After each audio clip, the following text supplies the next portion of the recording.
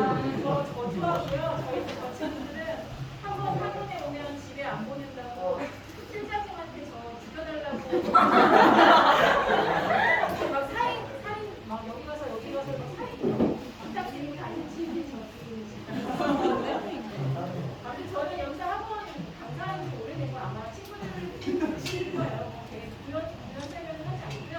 오늘 이 자리를 마련하게 된 건 저저번 주에 저는 발표한 거 아시죠?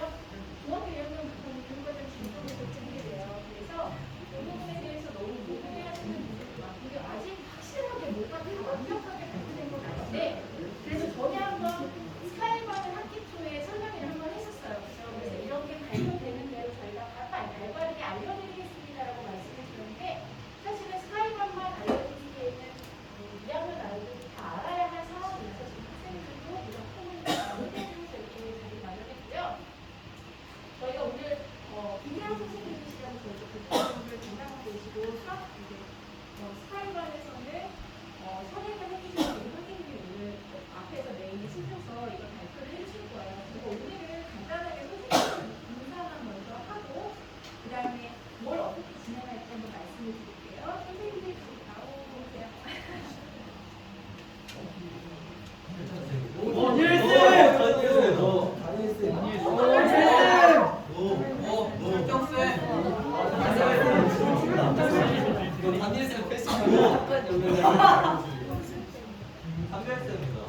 저희 학원의 그거는 메인이시죠. 메인인데 원장님 나오는 걸 제일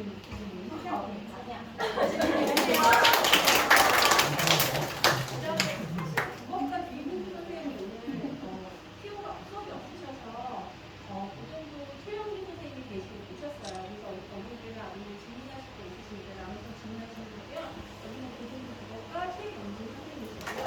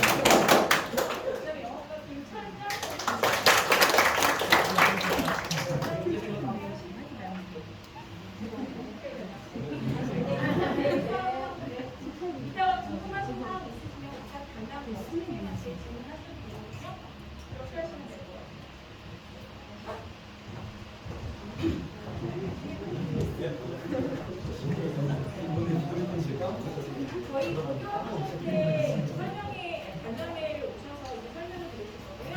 저희 그리고 스카이반이나 인간반이나 같은 제가 이런 자리에서 말씀을 드리기는 좋아하지만 스카이반은 이 친구들 중에서는 이제 인치안이나 아니면 마을 학생들이나 뭐 하늘고 이제 큰 부분을 가지고 친구들이 존재하고 있어요. 그래서 저희가 아마 방학 중에 목표 대결 콘서트를 해요. 전국 목표 대결 콘서트를 해서 시험을 가서 진짜 학교 모의고사처럼 수능처럼 시험을 가서 이 친구가 어느 대학에 갈 수 있는지 컨설팅을 하는 걸 하거든요. 스카이반은 아마 그게 개별적으로 진행이 될 건데 제가 따로 연락을 드릴 거고요.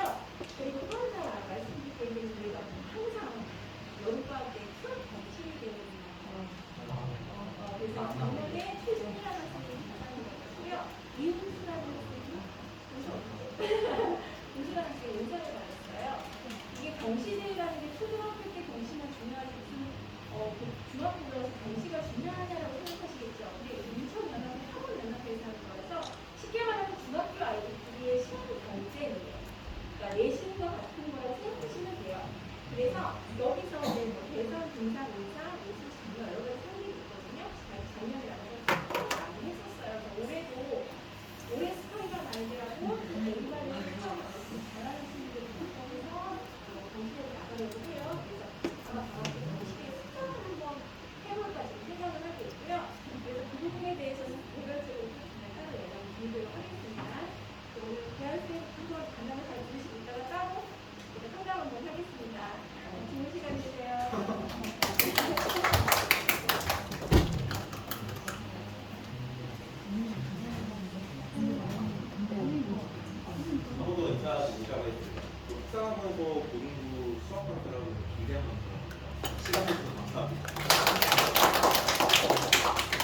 오늘 발표를 맡게 된 부분에 있어서 책임감을 갖고 열심히 해보도록 하겠습니다.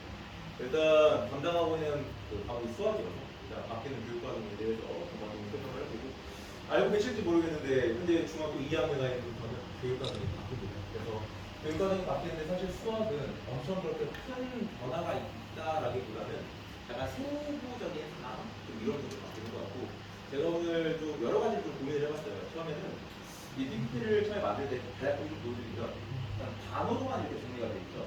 그러니까 원래 이게 다 줄글이었는데 너무 그렇게 해버리면 좀 집중이 안 될 것 같아서 제가 키워드 기준으로 해가지고 어떤 정보에 대한 전달 사항을 키워드 기반으로 전달해드릴게요. 그래서 각 페이지마다 설명이 끝나면 한 문장 정도로 요약을 해드릴 테니 각 페이지마다 어떤 내용을 담고 있는 메시지인지 같이 정리해 주시면 제가 좀 귀찮하긴 하지만 그래도 도움이 많이 될 거라고 생각합니다. 그래서 준비 좀 열심히 했으니까 한번 꼼꼼하게 들어보시고 아까 말한 것처럼 이제 뭐 고교학점제 그리고 현재 수능은 개편안이 아직 안 나왔어요. 그래서 저희가 이제 지금 간담회 시작하는 걸 필두로 해서 지속적으로 계속 제 시즌제 같은 느낌으로 정보가 나올 때마다 정리해서 알려드릴 테니까 이런 자리 계속 만들어 보려고 하니까 사실 부모님도 그렇고 아이들도 그렇고 가장 많이 힘들 거예요. 그리고 이제 고등부 수업을 저는 좀 오래 했거든요. 제가 이제 대치동이나 이제 목동, 그다음에 강남, 그리고 이제 인천 이렇게 수업을 계속 오랫동안 뛰었던 강사인데 교육 과정이 바뀔 때 첫 세대는 둘 중에 하나예요.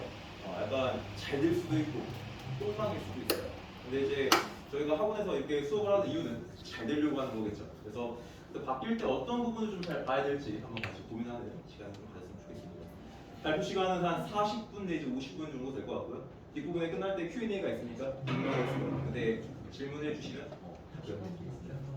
일단 목차는 처음에 총 6개로 준비를 했어요. 첫 번째 수학이 바뀐 부분이 무엇인가. 두 번째 어머니 아버지가 아시겠지만 아이들도 알 겁니다. 수학이 사실은 중학교 때에서 배우는 내용과 고등학교에서 괴리감이 제일 좀 큽니다. 그리고 이제 우리나라에서 수포자라는 단어가 많죠. 그러니까 실제 시간 대비 성적이 가장 많이 안 오르기도 하고 반대로 얘기하면 정확한 방법으로 제대로 공부하면 성적이 가장 빨리 오를 수도 있어요. 근데 이제 그 기점을 어떻게 제가 설명할 건지에 대한 내용은 현재 입시제도 아까 말씀드렸지만 아직 수능 개편안이 안 나왔어요. 그러니까 최근 나왔던 걸 기본으로 해가지고 수학이 얼마큼 중요한지에 대한 설명을 제가 또 말씀드리겠습니다. 그 다음에 이제 3번은 우리 중학교 2학년 학생이 고등학교 1학년이 되었을 때 내신의 중요성인데 요즘은 사실 뭐 유튜브나 이런 게 잘 돼 있어서 좀 정보를 좀 미리 얻을 수 있긴 하는 건데 혹시 알고 계신가요? 지금은 이제 고등학교 3학년까지가 상대평가라는 측면에서 상대평가가 이런 겁니다. 줄을 세워가지고 1등급부터 9등급까지를 선발하는 걸 상대평가라고 해요.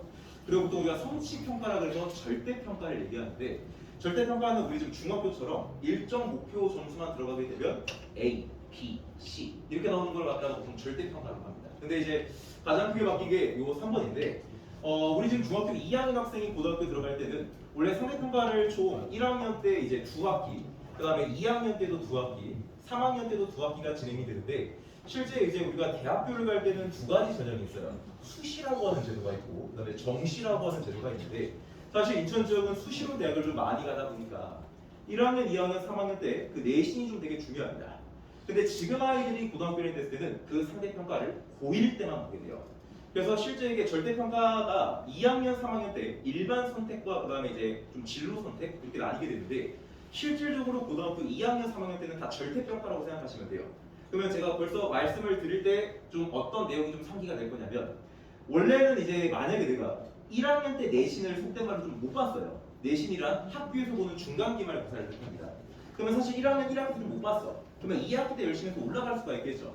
그 다음에 자기가 또 어떤 뭐 갑자기 뭐 의대를 가고 싶었어. 열심히 해가지고 2학년 때 계속 올라갈 수 있겠죠. 근데 지금 중2애들은 1학년 때 망하면 그냥 그대로 망하는 겁니다.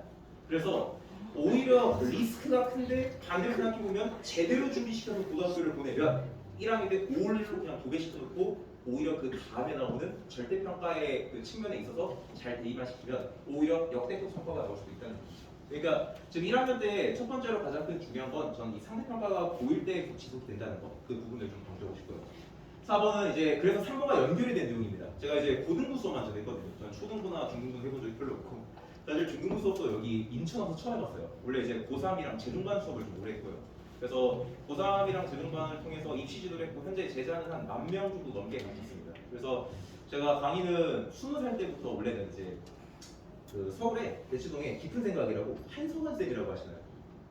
머리 빡빡이신 분 계신데 그분 밑에서 원래 제가 조교를 시작했어요. 대학교를. 그래서 거기 있다가 이제 22살 나이 때부터 이제 정식적으로 본격적으로 강사를 할 수가 있기 때문에 제가 군복무를 좀 오래 했거든요. 그 군복무를 중간에 장교 생활을 5년간 해서 그때를 제외하고 현재까지는 계속 강사를 했습니다. 그래가지고 그 과정에서 이제 아이들을 좀 어떻게 진행시킬지에 대한 내용을 좀 3번과 연결해서 4번은 좀 꼼꼼하게 설명을 할 거예요. 근데 제가 여기서 준비할 때 4번은 좀 들으실 때 몇 개 좀 적었으면 좋겠는데 현재 중학교 기준으로 상위권, 중위권, 하위권 기준으로 어떻게 남은 기간 동안 준비를 시켜야 고등학교 가가지고 아까 제가 몇 학년 때만 상대평가라고 그랬죠?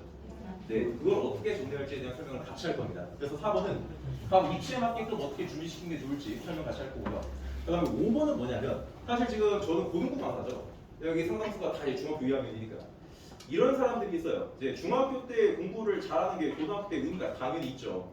근데 반대로 내가 중학교 때 공부를 좀 못했어. 그럼 이제 고등학교 가서 열심히 할 수 있겠죠.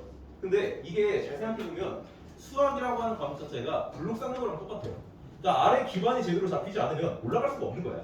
그러니까 지금 중학교 2학년들은 제 말을 좀 잘 들었으면 좋겠는 게 지금 당신들 수학 공부하는 게 어차피 대입까지 가는데 다 기반이 되는 거기 때문에 대강하시면 안 됩니다. 아시겠죠? 그래서 제가 맨날 저희 중2 스카이방학 하는 말이 여러분들은 좀 더 열심히 시험을 봤으면 좋겠다라고 얘기하는 것도 그것 때문에 그런 거죠. 그래서 그렇게 좀 5가지를 좀 준비를 했고 6번째는 이제 Q&A가 되겠습니다. 어떤 느낌인지 아시겠죠? 흐름에 대한 설명을 쭉 했고 이제 시작을 하겠습니다. 앞에 단어가 3개가 보일 겁니다. 3개가 뭐뭐뭐라고 적혀있나요? 추론, 정보 처리, 연결. 제가 여기 페이지를 처음에 설정을 할 때는 이 3개 단어가 어떤 토픽에서 뽑아온 걸까요? 한 10초 정도만 좀 고민해보세요. 제가 이 3가지 단어를 어디서 뽑아왔을까요?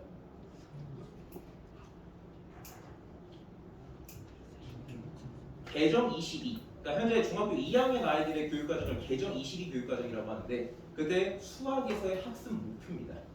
그래서 실제 바뀌는 그 교육과정에서 크게 3가지 영역을 평가한다는 얘기인데 하나가 추론이고 두 번째가 정보 처리고 세 번째가 연결입니다.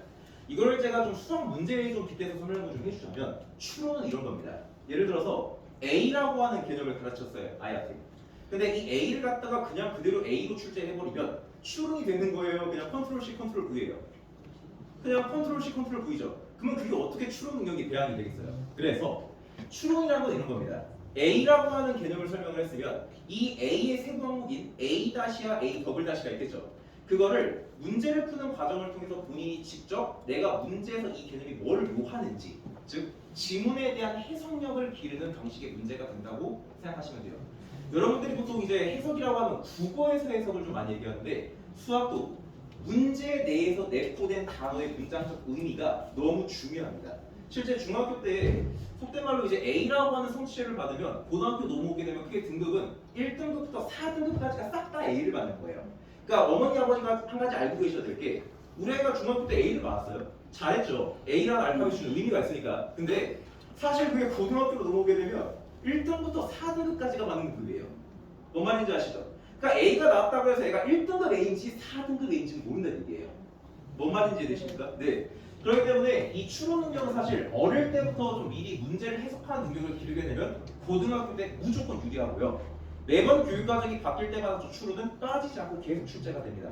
요즘 입시 보면 뭐 수능 킬러 문제를 없애겠다라고 이야기를 많이 하죠. 그래서 저도 이제 재종반이랑 고3 수업을 같이 이렇게 진행할 때마다 항상 하는 말인데 추론은 사실 94년도 수능이 처음 출제됐던 해부터 지금까지 모든 평가 항목에서 빠진 적이 없었어요. 그리고 보통 저 추론은 어디랑 연결이 되냐면 킬러 문제랑 준킬러 문제에서 저 소재를 많이 다룹니다. 그래서 추론은 사실 바로 뭔가를 배양시킨다기보다는 어떤 기본소를 통해서 개념을 숙지했죠. 그러면 수학이라는 건 기본소를 통해서 배웠으면 이걸 여러 가지 유형에 따라서 문제를 풀어가야 되잖아요. 푼 다음에 내가 뭔가 추론할 수 있는 거리가 생기는 겁니다. 그러니까 그 다음 과정으로 심화에 해당하는 내용이 들어가는 영역이라고 보시면 돼요. 그다음 두 번째, 정보 처리입니다. 제가 이 정보 처리를 좀 강조하는 것 중 한 가지가 뭐냐면 요즘 아이들을 제가 고등부를 인체해서 수업을 하고 있잖아요. 근데 정말 아쉬울 정도로 글을 잘 못 읽어요. 이게 왜 그러냐면 제가 아이들한테 하는 말이 요즘 애들이 다 영상을 보는 거야. 솔직히 부모님들은 공감할 겁니다. 저희 때는 책을 많이 봤잖아요. 어떤 매체를 읽어보는 게 습관화가 돼 있는 사람들이란 말이에요. 그러니까 신문 같은 것도 이제 읽어보면 그렇게 크게 막 거부감이 있지가 않은데 요즘 아이들은 뭐 애들 말로 표현해 보니까 뭐 그래서 줄여서 그거의 핵심이 뭔데 뭐 이런 식으로 정리를 해버리더라고요. 그거 태도 자체가 본인이 읽지 않겠다는 거죠. 그러니까 그게 뭐가 문제가 되냐면 아마 정보 처리에서 문제가 많이 엇나갈 거예요. 그러니까 사실 수학 같은 경우는 정보 처리가 제대로 돼야 추론으로 넘어가는 건데 그 정보 처리부터 문제가 될 수 있기 때문에 어려서부터 계속 글을 읽게끔 하고 본인이 해석하게끔 하는 연습이 되게 중요해요. 그러니까 저는 제가 수학 강사지만 제가 이제 뭐 아시는 분 알겠지만 제가 매년 수능을 보거든요. 제가 매년 수능을 보고 있고 현재 11년째 수능을 보고 있고 수학은 지금 고정 6점입니다. 근데 제가 수학만 그렇게 하는 게 아니라 다른 과목도 좀 같이 공부를 하는 편이에요. 근데 제가 애들한테 좀 부탁하고 싶은 건 지금 어리잖아요. 중학교학년이니까 최대한 책을 많이 읽어라까지는 아닙니다. 그래도 뭔가를 읽으면 자기 생각으로 한두 줄 정도로 요약하는 습관을 갖는 게 저는 되게 중요하다고 봐요. 자기 생각에 대한 요약이 없기 때문에 정보 처리도 안 될 거고 정보 처리만 되면 당연히 중킬러 이상의 문제인 추론 문제도 손을 못 잡는다는 얘기죠. 그다음 세 번째가 연결인데 이 연결은 약간 어디에 초점이 잡혀 있냐? 사실 이번에 2024 6월 평가원 보고사 이 평가원이라는 데는 수능을 출제하는 기간입니다. 그럼 보통 이제 그 6월에 보는 거랑 9월에 보는 거는 현역만 보는 게 아니에요. 재수생도 다 같이 봅니다. 근데 6월 평가원 보고사 이번에 보면 4점짜리 문제가 13문제가 출제가 돼요. 2, 3점짜리가 17문제가 출제가 되고 근데 13문제 중에 11문제가 아까 제가 고3과 재수생들을 상대로 보는 시험이라고 그랬죠. 원래 현재 입시 구조가 고2, 고3이 수능 직접 출제 범위고 고1은 간접 출제 범위입니다. 엄밀히 말하면 중학교 개념도 간접 출제 범위에 들어가는 거예요. 근데 이번에 13문제 중에 몇 문제가 고1 연계가 됐던 문제일까요? 질문입니다. 13문제 중에 3문제 또 11문제입니다. 실제 중학교 때랑 고1 때 수학이 정말 중요하다는 얘기예요. 현재 수능이 어떻게 개편이 되는지에 대해서는 아직까지 논의된 게 없지만 아마 나오게 되면 제가 또 마찬가지로 발빠르게 대처해서 이런 간단한 자리를 만들겠습니다. 근데 이 연결은 결국은 뭐냐면 제가 아까 처음에 시작을 할 때 수학은 쌓는 과목이라고 그랬죠. 중학교 때 어긋나게 되면 고1 때 힘들겠죠. 그럼 고1 때 어긋나면 당연히 고2 때 고3 때 힘들겠죠. 그러면 이 친구 같은 경우는 직접 간접에 해당하는 모든 내용을 다 잃어버릴 수 있는 겁니다. 그래서 잘 기억해야 될 게 지금 이 자리에 올 정도 아이라면 저는 기본적으로 두 가지가 있을 거라 생각해요. 1번 학업에 관심이 있다. 그다음 2번 그래도 나는 뭔가 내가 하고 싶어하는 게 뭔지 몰라도 이 대한민국 사회에서 어느 정도 내가 나중에 하고 싶어하는 걸 내가 선택하면서 하고 싶다. 그러면 결국에 제가 보기에는 지금도 공부를 시키는 게 맞습니다. 그래서 크게 세 가지 영역이 이 아이들이 첫 해보는 수능 혹은 어떤 대입에 대한 과정의 수학의 학습 목표입니다. 그래서 이 세 가지를 좀 잘 기억했으면 좋겠고 당연히 이 세 가지를 다 병행할 수 있게끔 지금 저 같은 경우는 스카이반 수업 때 진행을 하고 있는 상황입니다. 그래서 좀 그렇게 문제를 좀 봤으면 좋겠고 그다음 첫 번째가 이제 수능의 바뀐 부분이 무엇인가 라고 되어 있는데 사실 수학은 그렇게 교과목에서 크게 바뀐 거는 없어요. 현재 보면 고1 과정의 공통 과정이라고 해서 제가 여기 적어놨죠. 무슨 평가? 상대평가. 그러니까 고1 과정은 그 등급이 1등급부터 9등급이 나와요. 근데 지금은 이제 고등학교 애들이 보는 과목이 수학 3 이게 고등학교 1학년 때 1학기 때 공부하는 거 수학 하 얘가 고등학교 1학년 2학기 때 공부하는 거 이게 이름 명칭이 바뀝니다. 그래서 공통 수학 1과 공통 수학 2로 바뀌고요. 그 다음에 이제 아까 얘기했던 것처럼 고2, 고3 때는 제가 상대평가라고 했어요? 절대평가라고 했어요? 절대평가죠. 그렇기 때문에 지금 대다수의 공부하고는 수1, 수학 2, 미적분, 확률과 통계, 기하가 이름이 살짝씩 바뀌는데 수학 1은 대수로 바뀌고요. 수학 2는 미적분 1으로 바뀌고 미적분은 미적분 2, 확률과 통계랑 기하는 이름 명칭을 동일하게 끌고 갑니다. 그래서 실제 우리가 저는 이쪽에 여러 가지 과목명이 있지만 저는 1학년 것만 갖고 얘기를 좀 하려고 해요. 왜냐면 일단은 고1 때 상대평가하고 그게 너무 중요하기 때문에 무슨 말인지 이해가 되시죠? 그래서 그러면 아이들이 보는 고1 때 보는 수학 이름이 뭐랑 뭐랄까? 공통 수학 1과 공통 수학 2가 되는 거예요. 이게 이제 고등학교 1학년 때 배우는 과정이죠. 그래서 제가 공통 수학 1과 공통 수학 2만 배우는 목차를 좀 정리를 했습니다. 근데 지금 공부하고 있는 걸 보면 검은 색깔로 작성된 부분이 있을 겁니다. 이게 현재 고등학교 1학년이 배우는 과정과 지금 이 중2 애들이 고1로 넘어갔을 때 차이가 없는 거예요. 그러니까 그대로 끌고 가는 겁니다. 근데 여기 뭐가 있죠? 파란 색깔로? 잘 보이시나요? 행렬이 있어요. 이게 행렬이 제가 배웠던 교육 과정이 마지막이었어요. 그러니까 제가 2011년도 때 고3 그때 당시 입시를 갔던 사람인데 저희 다음 교육 과정 때 행렬이 빠졌어요. 그때가 어느 시대냐면 문과가 미적분을 배우는 첫 세대였어요. 그러니까 저희 후배들이 항상 어떤 말이 나왔냐 저희 때 이제 문과 아이들이 절대 우리 재수하면 안 된다. 왜? 내년부터는 문과가 미적분을 공부하니까. 그래서 그때 행렬이 있다가 이 아이들 다시 복귀를 합니다. 그러니까 물론 이 교육 과정이 추가가 된 거는 교수님들이 애들을 현장에서 지도를 해보니까 너무 머저리 같은 거야. 이게 수학 자체에 대한 범위를 대폭 축소를 시켜버리니까 서울대에 들어가고 서울대 가면 시험을 보거든요. 그걸 보고 평가를 해야 되는데 애들이 기초 체력이 너무 떨어지는 거야. 그러니까 아마 그런 것 때문에 보완돼서 늦은 게 아닐까 싶습니다. 그래서 다른 부분은 빠지는데 이제 행렬이 들어가고요. 여기서 중요한 게 한 가지가 있습니다. 공통수학 2를 보시면 첫 번째 줄에 평면좌표, 직선의 방정식, 원의 방정식, 도형의 이동이 있죠. 이 첫 번째 줄이 원래는 공통수학 1에 들어갔던 내용이었어요. 근데 이게 이쪽으로 다 내려갑니다. 여기서 제가 여기 지금 4년차로 2000쪽에서 고등부 내신을 계속 응시하고 있는데 애들이 보고 있는데 아이들이 1학년 고1 때 가장 힘들어하는 학기가 언제일까요? 네 가지입니다. 선택지. 1학기 중간고사, 1학기 기말고사, 2학기 중간고사, 2학기 기말고사. 언제일까요? 다 아는 거 맞죠? 근데 사실 언제가 가장 아이들이 많이 힘들어할까요? 1학기 처음 기말고사입니다.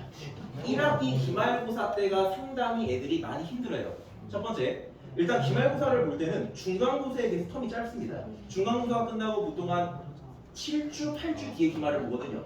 근데 이 아이들이 상상하지 못하는 게 하나 있어요. 그게 뭐냐면 생각보다 고등학교 수행평가가 살벌합니다. 아마 여기 고등학생을 데리고 있는 학부모님들 아실 거예요. 얘가 정신을 못 차려요. 엄마 수행이야. 뭔 소리야? 시험 보기 일주일에 또 수행해. 오늘 하고 계속 수행을 봐.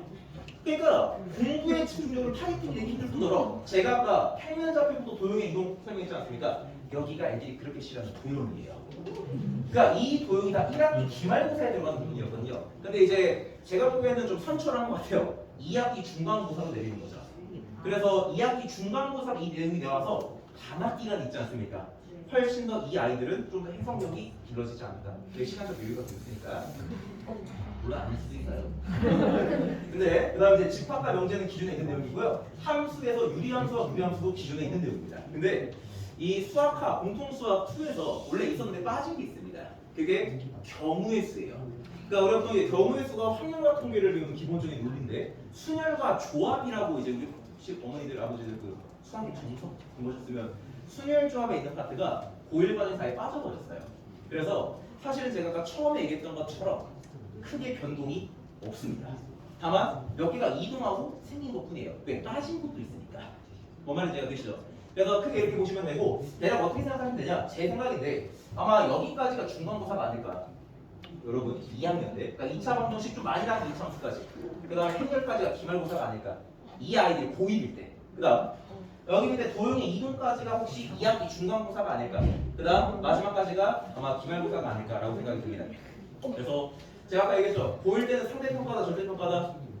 상대평가이기 때문에 요거를 꼼꼼하게 하셔야 돼요. 근데 제가 아까 수능 그 평가원 보는 시험에서 4점짜리가 13문항이 나온다고 하지 않았습니까? 근데 그 중에서 고1 내용이 몇 문제가 나온다고요? 맞아, 11문제입니다. 그러면 만약에 예를 들어서 이 현재 교육부 자체에서 우리는 수능을 그래도 유지를 할래, 이 말은 뭐랑 같은 거냐? 아까 제가 세 가지를 적어드렸죠. 추론, 정보 처리. 그렇죠. 아마 연결 파트나 정보 처리에서 고등학교 1학년 내용을 출제할 확률이 높습니다. 그리고 한 가지 이런 말도 있어요. 뇌피셜입니다. 카더라인데 수능에서 고1 과정을 수학으로 바꿀 수도 있어요. 고1 때 배운 내용이 수능에 출제가 될 수도 있다는 얘기입니다. 왜냐하면 실제 지금 상대평가로 보고 있는 고2 과정들이 다 수능에 출제가 되고 있으니까 아마 상대평가가 되는 부분이 나올 수 있지도 않을까라는 생각하는 사람도 있어서 고1 과정이 정말 중요합니다. 그러니까 제가 아까 PPT 한 개가 넘어갈 때마다 한 줄 요약한다 그랬죠. 여기서 시작인데 이 PPT는 중요한 게 그래서 고등학교 1학년 수학을 제대로 준비하려면 저는 개인적으로 선행은 선행이란 말을 좋아하시는 분도 있고 싫어하는 분도 있는데 선행을 막연하게 그냥 돌리는 게 아니라 뭘 좀 정확히 알고 제대로 돌리려면 교육 과정에서 뭐가 들어가고 뭐가 빠졌는지를 알아야 될 거잖아요. 그래서 이 PPT는 한 줄 기억하면 우리 아이들이 배우는 고등학교 1학년 과정은 지금과 큰 차이가 있다 없다? 없답니다. 아시겠죠? 네, 그래서 그렇게 큰 차이가 있지는 않고 두 번째 이제 키입니다. 키라는 뜻이 뭐죠? 네, 열쇠입니다. 너무 중요한 것 같은데 얘랑 바로 이어지는 게 10에서 3로 바뀌는 겁니다. 키는 뭐고 10에서 3로 바뀌는 건 뭐냐? 그럼 질문을 하나 해볼게요. 물론 두 가지를 생각해 볼 수 있을 것 같아요. 상대평가를 받고 만약에 내신을 점검해서 솔직히 공부를 잘하는 애들은 절대평가 들어간 것들은 다 A를 받습니다. 뭔 말인지 아시죠? 그러면 결국에 이 아이를 줄 세기를 하려면 상대평가가 뭔가 나온다는 얘기인데 그러면 그만큼 고일 내신의 중요도 높아질까요? 줄어들까요? 높아질 수밖에 없겠죠. 왜냐면 상대평가를 보는 객관적인 지표 데이터가 고일 내신이기 때문에. 그래서 저는 고일 내신이 중요하다 덜 중요하다? 그거는 의미가 없을 거라 생각해요. 무조건 중요합니다. 그러면 중요한데 이 10-4가 뭐냐? 10개에서 4개로 넘어갈 때 중요한 게 10개는 봐봐요. 제가 아까 1학년부터 3학년까지가 다 상대평가가 있죠. 그러면 해봅시다. 1학년 1학기 중간고사, 기말고사, 1학년 2학기 중간고사, 기말고사. 그러면 1년에 내신을 몇 번 보죠? 4번을 봅니다. 그럼 이게 2학년도 동일하겠죠? 근데 3학년 1학기까지만 내신에 들어가요. 수시를 쓸 때 몇 개예요? 10개죠. 이 10이 의미하는 건 상대평가가 현재 입시 구조에서 그 시험을 보는 횟수를 얘기하는 겁니다. 그러면 4는 뭘까요? 지금 아이들이 보는 상대평가 횟수를 얘기하는 거예요. 1학년 때 1학기 중간기말, 2학기 때 중간기말. 그럼 잘 봐요. 퍼센트로 놓고 봐도 이때는 실수를 좀 하면 올라갈 수가 있다는 얘기야.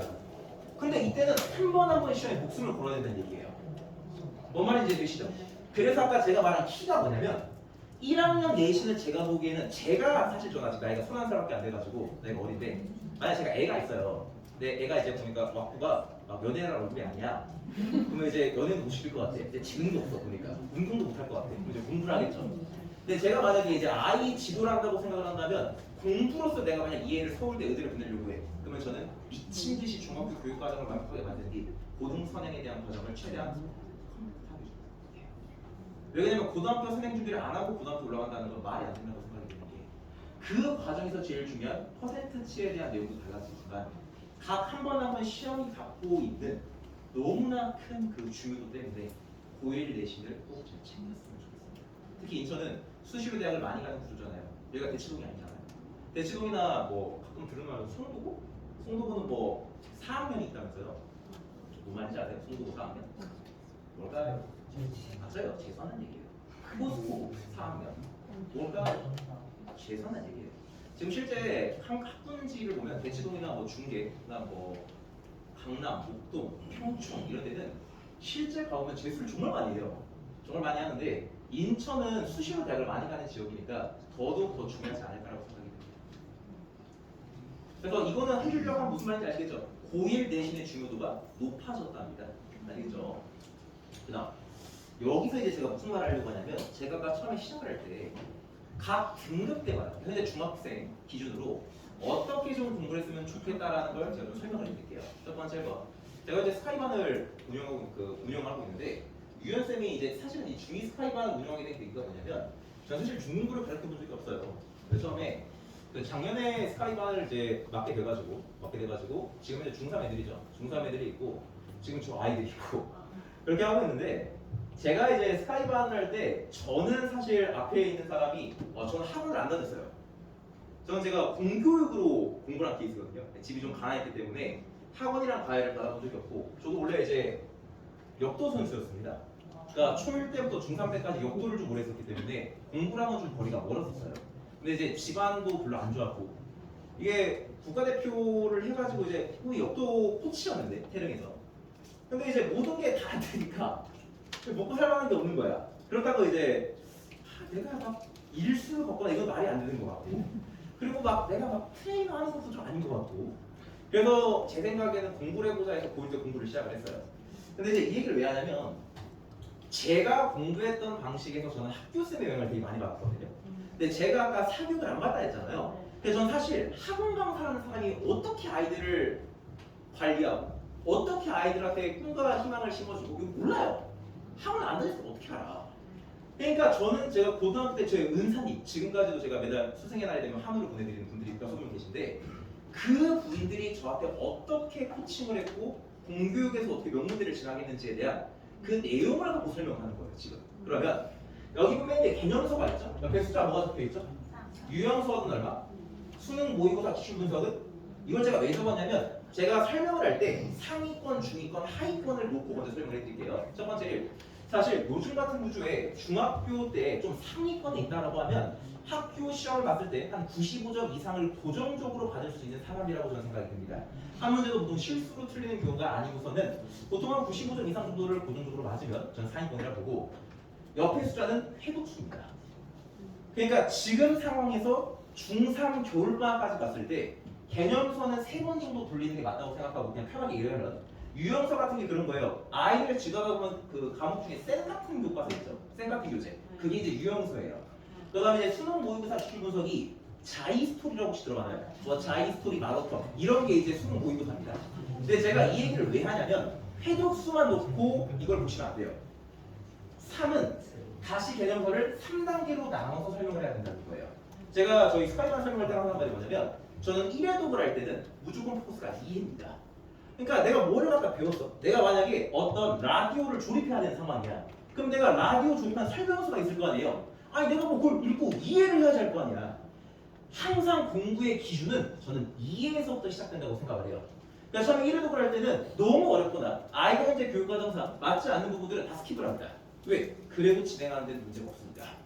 그렇게 1회독에 대한 전반적인 내용을 설명을 할 때는 아이가 최대한 이해에 초점을 잡아놓고 설명을 하고 두 번째가 됐을 때는 뭐가 돼야 되냐? 아까 제가 3가지 영역 중에 연결이라는 표현이 있었을 거예요. 그러면 전 두 번째 때 뭔 얘기를 하냐? 그러면 결국에 이 개념이 문제로 만들어졌을 때 어떤 부분이 연결로 넘어가는지 그리고 교재에 없는 좀 심화적인 내용을 같이 설명하는 단계가 이 단계입니다. 그래서 두 번째는 심화 개념과 문제를 해석하는 도구를 가르친다고 생각하면 돼요. 근데 여기서 잘 들어야 될 게 문제 뭐 하는 도구라고요? 해석이에요. 그럼 제가 아까 해석이 왜 중요하다 했죠? 이해도 하지 말고 제가 처음에 아까 단어 3개를 보여줬잖아요. 추론부터 시작해서 연결까지 거기에 해당하는 문제 해석은 너무나 중요한 내용이 되기 때문에 그래서 개념서를 크게 그렇게 2번은 돌립니다. 그럼 숫자 3은 뭘까요? 개념서를 기준하는 게 아니라 문제를 푼 거를 갖고 문제 푼 거 갖고 내가 해당하는 개념 중에 어디가 부족한지를 빵꾸를 메꾸는 개념이라고 생각하시면 돼요. 그러니까 내가 만약에 기반을 쌓았어. 기반을 쌓고 기본 개념을 쭉 설명했죠. 심화 개념이라는 게 높이 쌓는 거잖아요. 높이 쌓았으면 이게 건물이 처음부터 아름답나요? 중간중간에 부실공사가 다 있을 거란 말이야. 그렇기 때문에 세 번째 단계는 내 취약한 게 뭔지를 점검하는 단계라고 생각하시면 돼요. 뭔 말인지 아시겠죠? 지금 상위권을 잘 들어야 될 이유가 한 가지가 있는데 상위권에서 하나씩 빠지는 게 중위권 하위권입니다. 아시겠죠? 그 다음 유형사 같은 경우는 한 가지 질문을 해볼게요. 학생들이 좀 답해봐요. 수학 문제를 왜 풀어요? 뭐야? 돈 벌려고. 수학 문제를 왜 풀어요? 물어볼게. 당신들 수학 많이 풀잖아. 근데 수학을 왜 풀어? 시험 잘 보려고? 맞지? 저도 봤는데 왜 푼다고 생각하면 많이 봤을 거야. 저는 제가 그 수학 문제를 왜 푸냐 이렇게 물어보면 제가 생각한 첫 번째 1번은 내가 배운 개념을 제대로 이해했는지를 파악하는 도구로서 문제를 푸는 거예요. 이게 가끔 이제 교육이라는 걸 해보면 좀 약간 애들이 무지성을 갖고 이런 사람들이 있어요. 봐봐요. 위에 필수 예제를 내가 풀어줘요. 그러면 얘랑 비슷한 그때 확인 체크 문제가 있잖아요. 근데 상식적으로 잘 생각해봐요. 내가 방금 위에 A라는 문제를 풀어줬어. 근데 밑에 문제가 똑같아 A랑 숫자 바꾼 거야. 그러면 사람이 이거 풀까요? 못 풀까요? 풀죠. 위에 풀어줬던 내용을 그대로 컨트롤 C 컨트롤 V 한 문제인데 위에 걸 일단 이렇게 풀면 돼 해가지고 밑에 걸 풀라고 해요. 그럼 풀까요? 못 풀까요? 당연히 풀죠. 근데 웃긴 건 원래 문제를 처음 풀 때는 제가 먼저 풀어주는 게 맞을까요? 아이가 먼저 개념 배우는 걸 고민해보고 그걸 적용하는 게 맞아요. 만약에 내가 개념을 이만큼 가르쳤잖아요. 그러면 원래는 뭐가 되는 게 맞냐면 이 개념만큼을 혼자 머리를 싸매고 쉬운 문제부터 고민하는 과정이 필요해요. 왜? 무조건 틀렸을 거야. 사실 반타작을 안 할 수도 있어. 못 할 수도 있어. 근데 처음에 그 배운 개념을 갖고 적용하는 게 얼마큼 잘 되었고 그 시행착오가 얼마큼 많은지에 따라 고등학교 때 석차가 갈려요. 이게 중학교 때 공부할 때 여러분이 방심하지 말아야 될 게 당신들 중에 무지성으로 문제만 계속 푼 애들 있을 거야. 당신들은 100% 망해. 왜 그런 줄 알아? 개념을 갖다 적용할 생각을 하는 게 아니라 그냥 냅다 시간만 보내는 거거든. 그럼 난 그거만큼 비효율적인 노동이라고 생각하지 않아. 얼마나 쓸데기가 없니? 시간은 시간대로 썼어. 생각은 안 해. 손만 움직여. 뭐야 이게? 그래서 지금 공부할 때 뭐가 중요한 거냐면 배운 개념을 본인 힘으로 먼저 고민해보는 시간이 필요한 거야. 왜? 그게 이제 기본인 거예요. 뭐 말인지 아시겠어요? 그러면 질문입니다. 유형서의 역할이 뭘까요? 문제 존나 많잖아. 유형서의 역할이 뭘까요? 내가 A라는 개념이 있어. 근데 A라는 개념을 B로도 물어볼 수 있고 C로도 물어볼 수 있고 D로도 물어볼 수 있죠. 그러면 내가 배웠던 개념을 이렇게 B, C, D로 바뀌었을 때 해석할 수 있는 도구를 좀 더 늘린다고 생각하면 돼요. 예를 들어 전쟁을 나가는데 총을 한 자루만 갖고 가요.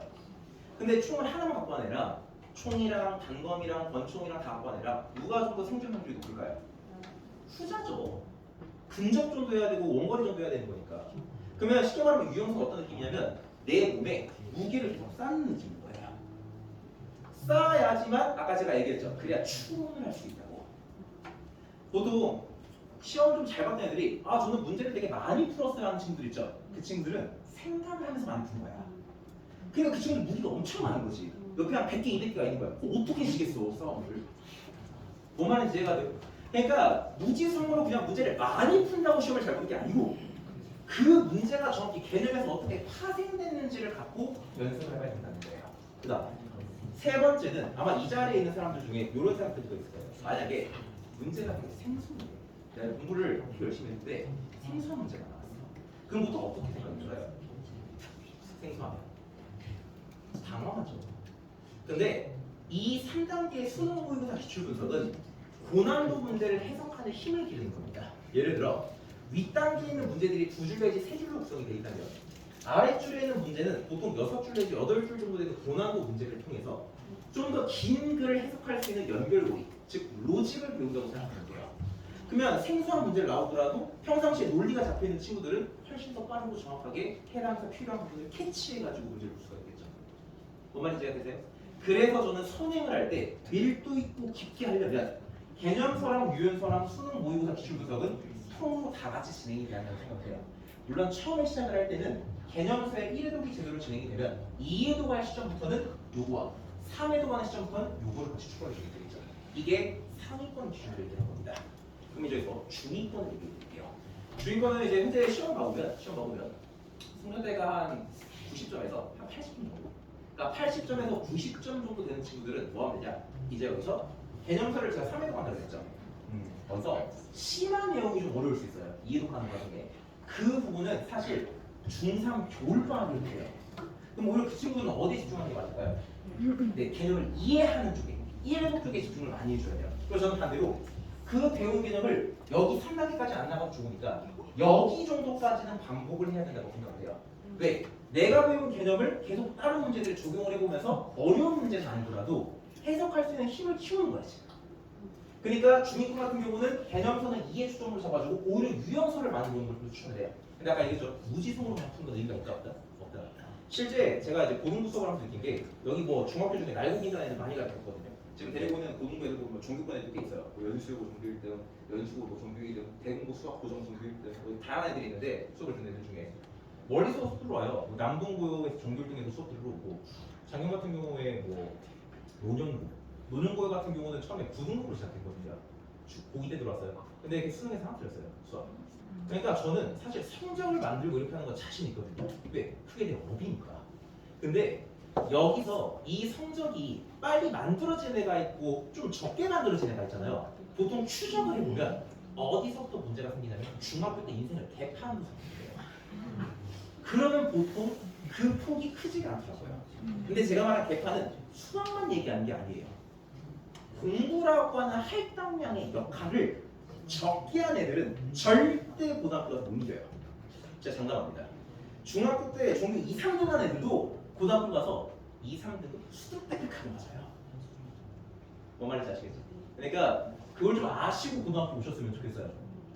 왜냐면 제가 좀 자신 있는 거 제가 막 이 연수고 지역에서 제가 학생수가 제일 많은 거예요. 지금 고1, 고2, 고3 하면 연수고 통째로 송도 포함해서 제가 학생수가 제일 많거든요. 근데 학생수가 많으면 걱정을 하세요. 개원 강의인데 어떠냐? 실력이 있으니까 개인 강의를 하겠죠. 뭔 말인지 되시죠? 그리고 애들이 되게 많아요. 성적이 오른 애가 많아요.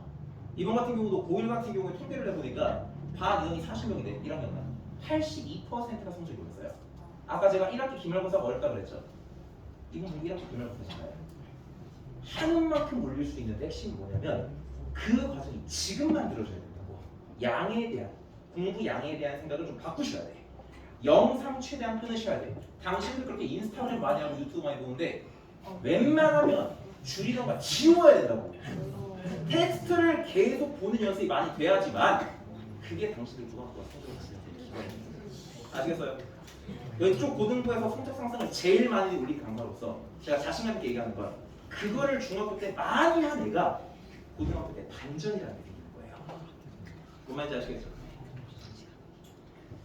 그래서 제가 요걸로 이제 직결이 되는 게 뭐가 뭐에 영향을 미치는 거예요? 중학교 수학에 뭐겠어요 제가? 지금까지 얘기를 쭉 들어가셨으면 그럼요! 중학교 수학을 열심히 하셔야 돼요. 근데 여기서 제가 한 가지 팁을 하나 드릴게요. 제가 작년에 연세대학교 의대만 제자가 됐었어요. 연세대 정시로 수능에서 하나 들었어요. 전체에서. 근데 그 친구가 나이가 26살이었거든요. 나이가 좀 많죠? 근데 이 친구가 고등학교 때까지는 사실 꼼수를 했어서 사실 공부에는 별로 좀 그게 없었고 아버지가 이제 교통사고로 돌아가신다. 21살부터 이제 막노동이랑 배달을 계속 해가면서 돈을 계속 모은 거예요. 25번 갈게요. 근데 이 친구한테 꿈이 있던 거야. 왜냐면 아버지가 이제 교통사고 돌아가셨는데 그냥 피곤했어요. 응급실에 갔는데 아버지한테 아무것도 해줄 수가 없는 거야. 그래서 이제 거기서 충격을 먹고 이제 준비를 한 거죠. 우리 흔히 말하는 드라마 속에 있을 만한 일인데 그거를 몸소 보여주니까 제가 수업을 하는데 항상 여기 왔더라고요. 여기 1년 내내 여기 왔죠. 그럼 무슨 말이겠어? 모든 걸 걸고 해야 돼. 제가 항상 아이한테 하는 말이 고등학교 때 내가 진짜 원하는 게 성적 향상이면 모든 걸 버릴 수 있어야 돼. 내가 만약에 성적 향상을 위해서 유튜브 보는 게 불필요하면 버려야지. 제가 운동 오래 했잖아. 제가 9년 동안 유튜브 선수를 했거든요. 근데 그 역기를 올릴 때 그게 인상과 용상이 있는데 용상은 올리다가 이렇게 올리는 거 용상. 인상은 그냥 그 자리에서 올려야 돼요. 근데 전 제 결정이 인상이었었어요. 용상은 잘했는데 인상에서 너무 키로수가 떨어지는 거야. 뭐냐면 1년 내내 인상을 할 때 0.1kg 이상도 증량이 안 되면 밥을 안 먹었었어요. 그 정도의 노력과 집념이 필요한 거야. 그러니까 이게 공부하는 게 중학교 때 제대로 기반이 잡히지 않고 그런 태도가 없이 나는 고등학교 가면 스카이 가겠지. 당신들 지금은 다 스카이 갈 줄 알 거야. 뭔 말인지 알겠어? 당신들 다 스카이 갈 줄 알겠는데 고등학교 1학년 첫 중간고사 봐봐. 인천대가 높은 대학교였구나. 이런 생각을 하게 된다고. 실제 내가 지금 데리고 있는 고등학교인데 다 그런 마인드야. 선생님, 이나 내가 인천 하보더라고요. 저는 서울대를 갈 겁니다. 중간고사 끝나고 면담을 하고 인원대가 이렇게 된다고. 알겠어? 그러니까 여기는 부모님도 있지만 애들도 같이 온다고 해서 제가 좀 이야기를 할 때 부모님한테도 정보전달이 들어간 게 있지만 나는 뒤에 있는 당신들은 왜 지금 이 자리에서 공부를 해야 되는가를 고민해봐 이거야. 제가 항상 하는 말이 당신들이 돈 벌어서 학원이 되는 게 아니잖아. 맞지? 니네 부모님들이 하고 싶어하는 거 포기해가면 돈 내는 거란 말이야. 강사라면 적어도 거기에 대한 일말의 책임감이 있어야 돼. 근데 교육이라는 사업이 내가 생각을 해보니까 강사가 아무리 잘나도 강사가 역량을 펼칠 수 있는 40%밖에 안 돼. 니네가 열심히 해야 돼. 뭔 말인지 알겠어? 부모님한테 시험 볼 때마다 뭐 한다 하지 말고 공부라는 게 원래 혼자와의 결투야. 인내력이고. 알겠어? 그렇기 때문에 이 자리에서 귀한 시간 내줘서 오신 분들 항상 감사한 마음을 갖고 있습니다. 다들 바쁘실 텐데 여기까지 넘겨주셔서 감사한데 저도 지도하는 저뿐만 아니라 학산학원에는 되게 좋은 쌤들이 많아요. 저도 제가 강의를 여기서 많이 할 거 아닙니까? 그러면 우리 학산학원 선생님들이 학산을 홍보하기보다는 그냥 인간적으로 봤을 때도 되게 열심히 하십니다. 그러니까 아이들 하나한테 다 관심을 갖고 최선을 다하시고 물론 저도 그렇죠. 근데 거기에서 강사가 도와줄 수 있는 40%를 다 채워줄 수 있다면 마찬가지로 우리 학산의 선생님들은 그 60%도 아이들이 발현되는 도움을 줄 겁니다. 그 말인지 보시죠.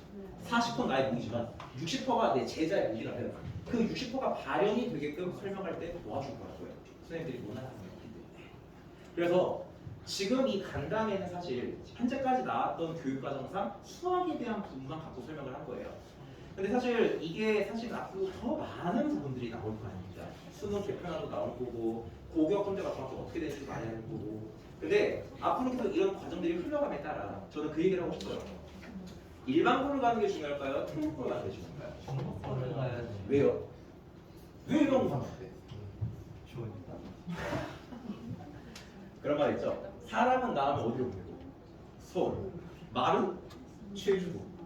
그러면 사람을 낳으면 왜 소를 줘줄까요? 환경입니다. 근데 그 환경을 무시를 못해. 여기 인천도 보면 자사고나 이제 특목고가 좀 많더라고요. 국제고도 있고. 저는 당연히 현 입시 개정 교육 과정에서 최선을 다해서 갈 수 있으면 특목고 자사고를 갔으면 좋겠어요. 무슨 말인지 이해가시죠? 근데 못 갈 수도 있잖아. 한 사람이라는 게 가는 애가 있으면 못 가는 애가 있단 말이야. 그럼 못 가면 적어도 본인이 선택한 학교에 후회가 되지 않을 인생을 지금부터 살았으면 좋겠어. 그래가지고 고등학교에 내가 어디를 가도 이런 자신감이 있는 거야. 연수구로 배정을 받았어. 야씨 내가 가서 1학년 때 정규를 해보겠어. 근데 갑자기 밑도 끝도 없이 가가지고 내가 성적이 중학교 때 A가 안 보여. 다 뭐 12야. 근데 가서 왜? 나 정규를 나왔어. 되겠어? 될 수가 없지. 그니까 지금 중학교 때는 저는 크게 두 가지를 길렀으면 좋겠어. 첫 번째 하나는 아까 얘기했던 것처럼 텍스트를 읽는 시간을 갖는 거잖아. 그리고 니네 학년들 학생들을 너희가 공부하는 시간이 생각보다 전국적으로 비교했을 때는 양이 적을 수도 있어. 니네 입장에서는 하루에 1시간 공부 되게 많이 한 거 같지? 쌤을 비교해주면 쌤은 고등학교 1학년 때부터 3학년 때까지 18시간씩 공부했어. 학교에서 공부하고 포함해서 잠잘 때 빼고 공부한다고. 그니까 D에서 입학은 2등으로 들어갔는데 졸업은 종교 3등으로 됐어. 내가 실제 9등부터 종교 1등까지 했을 때 그때던 감정이 뭐냐? 제가 제일 존경하는 쌤이 현우진 쌤이에요. 현우진 쌤이 항상 이런 걸 아시죠? 내가 제일 잘하고 제일 공부를 잘하는데 내가 제일 열심히 하더라 이거야. 맞아. 제가 나왔던 고등학교도 내가 공부를 제일 잘하는데 얘는 아무도 없어 주변에. 나만 계속 공부를 해. 너희가 생각하는 절대적인 기준을 높였으면 좋겠다는 겁니다. 적어도 지금 이 강의를 듣고 있는 스카이방 포함해서 다른 방도 있다고 제가 들었는데 절대적인 공부량을 늘리는 게 어떻게 대입 과정이 바뀌든 교육 과정이 바뀌든 간에 다 이길 수 있는 거거든요. 그래서 오늘은 제가 키워드를 하나 뽑아주자면 결국은 뭐가 중요하다? 자기 절제가 중요하다. 학생들은 절제를 잘하시는 우리 부모님들이 그냥 항상 열심히 지금 하고 계신 것처럼 아이들 믿어주시고 저는 이제 항상 부모님들이 유하게 얘기를 하거든요. 사실 공부는 제일 큰 게 뭘까요? 요즘은 우리 손주 대장님께서 많이 말씀하시더라. 공부할 때 제일 중요한 게 뭘까? 유전입니다. 원래 공부는 재능입니다. 근데 제가 입시 생활을 굉장히 오래 하면서 느낀 거는 수능 정도 되는 시험은 재능이 엄청 필요하죠. 솔직하게 얘기하면 인서울권 의대 있죠. 여기는 재능이 필요해. 왜? 요즘 나 메디컬 가려고 했잖아. 근데 솔직히 인서울권 의대를 제외한 지방 사립 의대 같은 곳은 재능이 하나 필요합니다. 왜? 많이 보내보니까 느꼈어. 시험에 딱 보니까 개띵박한 거야. 이 새끼가 갈까 가더라고. 자기 절제. 우리 학생들, 우리 부모님들은 그래서 첫 번째 1번 간단히는 제가 수학에 대한 부분에 대해서는 모두 좀 정리를 해서 설명을 하고 정리 좀 크게 해볼게요. 첫 번째 1번 상대평가는 언제 진행된다? 1학년 때. 그렇죠. 그래서 1학년 때는 내신을 몇 번 보는데? 4번 보는데 한 번 한 번의 중요도가 어떻게 된다? 높아졌다. 이해가 되시죠? 그래서 이걸 잘 따기 위해서는 지금 교육과정에서 개념서는 최대 몇 회도? 3번인데 이걸 3번 돌렸다가 아니라 처음 볼 때는 이해, 두 번째는 심화 개념, 세 번째는 내가 부족한 걸 채우는 거예요. 유형서는 무슨 교재다? 내가 배운 개념을 문제로 어떻게 구현이 됐는지에 대한 도구를 습득하는 단계다. 특히 중위권 이치는 뭐가 좀 많이 반복되는 게 중요할 것 같다? 유형서가 반복되는 게 중요할 것 같다. 세 번째는 수능, 모의고사, 기출까지 할 수 있으면 좋다. 왜? 4번씩을 모두 결정이 됩니다. 그리고 현재 고1, 현재 고등학교 1학년 교육과정과 지금 저 아이들의 교육과정이 크게 바뀐 게 있다 없다? 없다. 들어온 건 행렬이다. 나간 건 교무의 수다. 그리고 단원의 배치가 살짝 바뀐다. 그래서 원래 기준에는 고1 1학년 1학기 기말고사가 좀 어려웠는데 그래도 거기에 대한 부담감이 좀 줄어들 수 있을 것 같다. 행렬은 사실 엄청 그렇게 어려운 개념이 별로 없어요. 그래서 생각보다 고등학교 1학년 1학기 때 좀 무난한 시험들로 구성되지 않을까라고 생각합니다. 그래서 그렇게 좀 정리를 해보면 좀 도움이 되고 제가 이게 되게 간단할 때마다 항상 느끼는 건데 저는 이제 고등부는 사실 매번 그 단기별로 저희 반에서 간담회를 해요. 저희 반 간담회 하는데 항상 이 간담회 할 때는 발표를 하는 거잖아요. 지금도 여기 보면 알겠지만 지금 불러보세요. 사람이 얼마나 많지. 이게 뭐 떨리는 것도 있긴 한데 사실 떨리진 않고 이 사람들이 학생이든 학부모든 기중한 시간을 내주고 왔을 때 좀 뭔가 도움이 될 만한 게 하나라도 있으면 저는 좀 이 준비했던 과정이 의미가 있을 거라 생각이 들어요. 근데 아마 많이 힘들 겁니다. 교육과정도 바뀌지 뭐 갑자기 대통령님께서 뭘 한다 어쩌다 저는 정치색이 없어요. 저는 아무런 관심도 없고.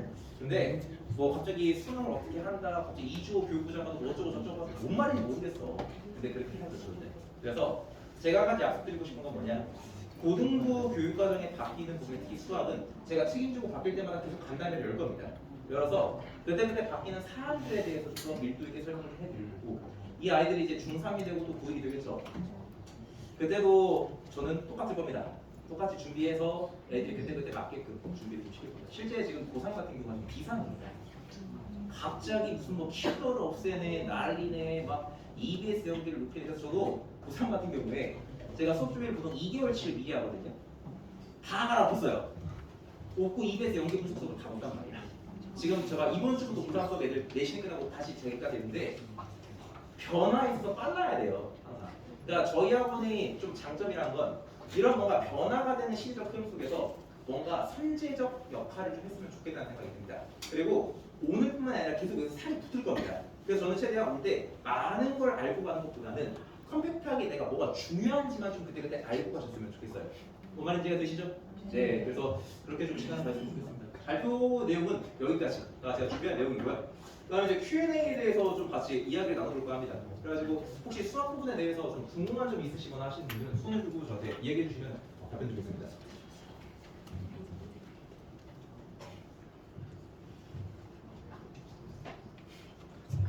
없어요.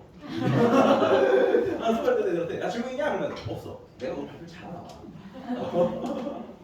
그래가지고 수학에 대한 부분은 혹시 궁금한 점이 혹시 국어나 이런 부분 궁금한 점이 있으시거나 영어 같은 경우도 혹시 국어 궁금증 있으신 분 있으신가요?